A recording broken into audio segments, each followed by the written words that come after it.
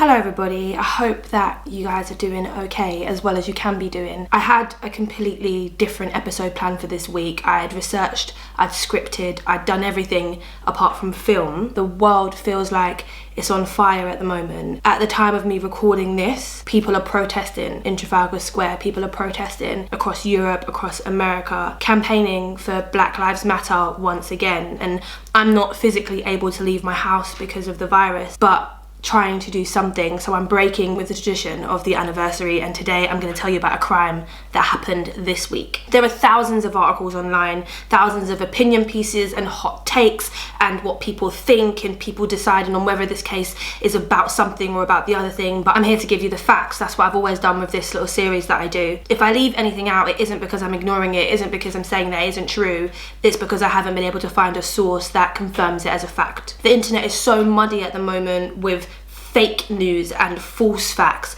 that I just want to be really clear in the way that I'm telling this story. It's not about the looting. It's not about who was the first person to throw a brick in the window of Target. It isn't about Trump's ridiculous tweets or Pretty Little Things' weird hand-holding picture. It's about what has happened. The facts, as we know them so far. What happened on Monday, the 25th of May, 2020, and the events that it triggered. It was around 8 o'clock on Monday night when George Floyd entered a shop and he used a $20 bill that the cashier suspected to be fake. The cashier called the police and George was outside when they arrived. He was sitting in a vehicle. The arrest and the subsequent events were captured not only on body cameras worn by the officers, but on CCTV and mobile phone footage from passers-by. There were 4 police officers who attended the scene. Their names are Thomas Lane, J. Alexander Kung, Tao Thao, Derek Michael Chauvin. According to the police, George was ordered out of the vehicle, but he physically resisted. Now, these claims have been contradicted not only by the people who were filming on their phones, but by the CCTV, which shows George Floyd falling down twice before being restrained. George was handcuffed, and while he was laying face down on the pavement, Officer Kung held his back, Officer Lane held his legs, and Thao just stood there watching. Derek Chauvin then kept his knee on George's neck for 8 minutes and 46 seconds. It was because they thought that he had tried to use a fake $20 note. Most of us have seen the video of him telling the police that he can't breathe, that his body was hurting, and asking them not to kill him. Members of the public begged the police to release the pressure on George's neck, but they were ignored for 8 minutes and 46 seconds. 2 minutes and 53 seconds of the time, George was unresponsive. For 3 whole minutes, Derek Chauvin didn't move. Passers-by filmed and other officers looked on, and he did not remove his knee from George Floyd's neck until the paramedics arrived. George was taken to Hennepin County Medical Center, where he was pronounced dead at 9:25 p.m. His murder was streamed on Facebook Live, and the videos were shared on Twitter, and the world reacted.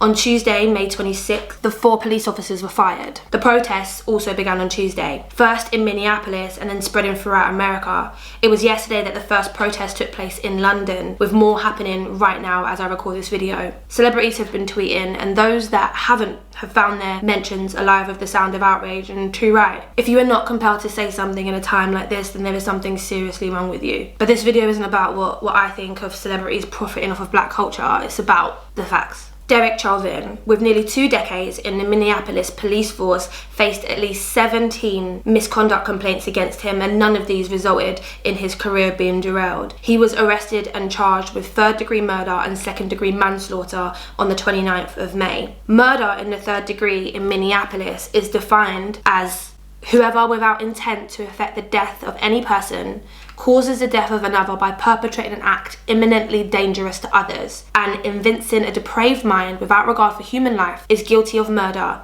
in the 3rd degree. It seems the prosecutor has taken the stance that Chauvin did not intend to kill George Floyd, but by acting the way that he did act, without regard for human life, meaning that he ignored that his actions would or could result in George dying, it is necessary that he is charged with murder in the 3rd degree. The higher murder charges in Minnesota require that a person either plans or willingly carries out a killing or has the intent to kill in the spur of the moment. 2nd-degree murder in Minnesota is if they cause death without intent while committing another crime. So prosecutors appear to believe that Chauvin's actions were unintentional, but the law recognises them as without regard to somebody's life. For murder in the 3rd degree, you have to prove something called grave indifference. It means that you have to disregard the risk, you have to disregard the pleas from the victim and also the passers-by, which we saw here, and still act in a way that was so dangerous you knew that death could potentially occur, even if it wasn't your intent. Chauvin is being held at the Ramsey County Jail on a $500,000 bail. He's the first white officer in Minnesota to be criminally prosecuted in the death of a black civilian. The maximum sentence for third-degree murder is 25 years, and the maximum sentence for second-degree manslaughter is 10 years. The other 3 officers involved in Floyd's curbside detention were also fired, but they have not been arrested or charged. It's anticipated that the other officers will be prosecuted, but the guy who's in charge of delivering the prosecution's case to the media, he didn't speculate on the counts or whether they would be filed or when that would happen. And this is a quote from the agency that are leading the investigation. Chauvin is the first of the 4 to be charged because we felt it was important to focus on the most dangerous perpetrator. I must say this case has moved with extraordinary speed. They go on to say that this is the quickest time that a police officer has been charged with a crime after the fact, but with public worldwide pressure, it's not a surprise. The official autopsy found no indication that Floyd died of strangulation or traumatic asphyxia, rather that he likely died of the combined effects of being restrained, underlying health conditions, including coronary artery disease and hypertensive heart disease, and any intoxicants which may have been in his system. So what they are saying is that George Floyd wasn't strangled to death. They are saying that him being restrained, coupled with any existing conditions that he may have been suffering from, resulted in his death.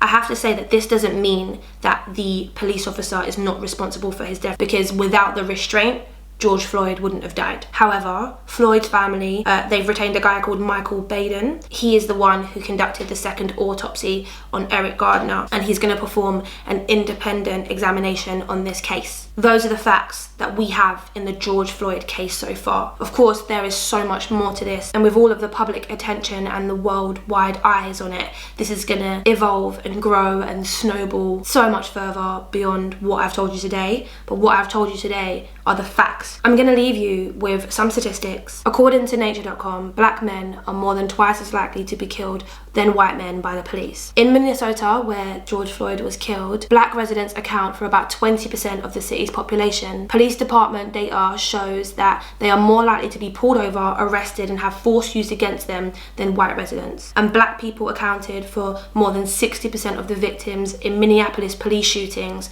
from late 2009 through to May 2019. Last year in the USA, 933 people were shot and killed by the police. 331 of them were white and 212 of them were black. Yes, more white people were killed by the police than black people, but black people make up approximately 12% of the population in the USA. Please read the information in the description bar. Please educate yourself on what's going on in the world around you, and talk to your friends, talk to your families, white, black, whatever. Because if the system won't change itself, we as people have a responsibility to at least speak up. It's the bare minimum. I'm going to end this with one more fact for you today. Derek Chauvin had his knee on the neck of George Floyd for 8 minutes and 44 seconds. 8 minutes and 44 seconds is longer than this entire video.